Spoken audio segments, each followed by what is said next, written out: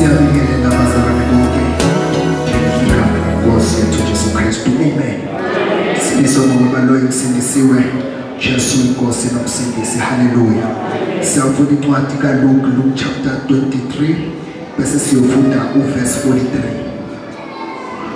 Wathi kuso, ngiqinisile ngithi kuwe, namuhla ngizakuba nawe eparadise.